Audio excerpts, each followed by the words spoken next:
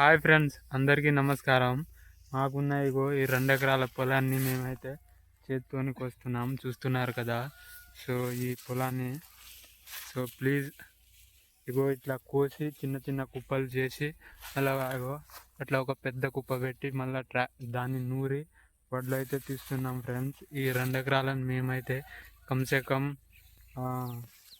2 వారాల నుండి కట్ చేస్తున్నాం. చూస్తున్నారు కదా, ఇగో ఇంకా కాలేదు, ఇంకో 2-3 రోజులు పట్టేటట్టు ఉంది.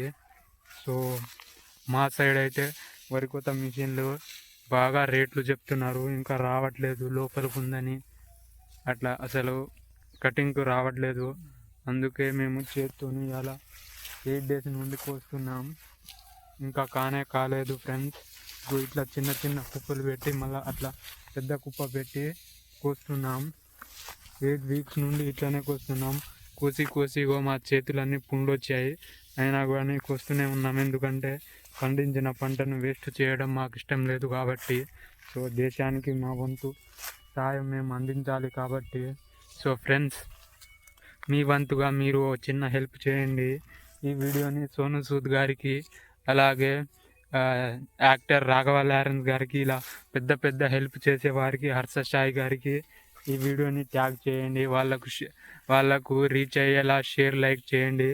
అట్లయితే వాళ్ళు మా బాధను చూసి ఏదైనా చిన్న యంత్రం కొనిస్తే వాటి ద్వారా మేము కట్ చేసుకుంటాం ఫ్రెండ్స్. చాలా ఇబ్బంది అవుతుంది. ఇగో మా చేతులన్నీ పుండ్లు వచ్చేసినాయి. అలా 6-7 days నుండి కోస్తూనే ఉన్నాం. 2 weeks అవుతుంది దాదాపు. మా వరి అంతా కింద పడ్డది.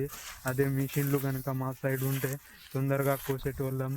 ఇలా తొందరగా వడ్లు కూడా కాంట అయిపోయేది, కానీ కాలేదు. ఇగో 6 days నుండి మేము 4 members అయితే కోస్తూనే ఉన్నాం.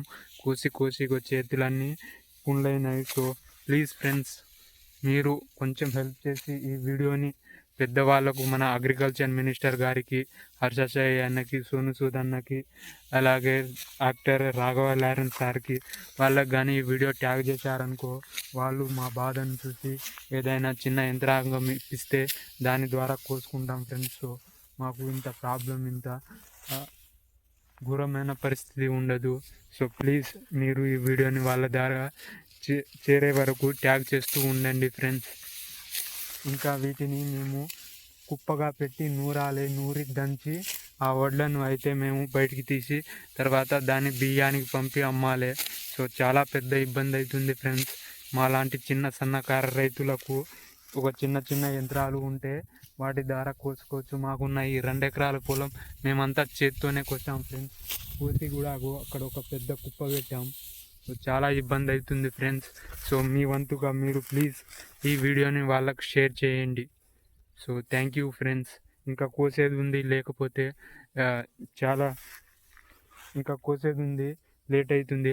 అందుకే ఒక చిన్న వీడియో చేసి నేనైతే ఈ వీడియోని మీ వంతుగా మీరు హెల్ప్ చేస్తారని చేశాను. Thank you friends. ప్లీజ్ ఛానల్ని అయితే సబ్స్క్రైబ్ చేసుకోండి.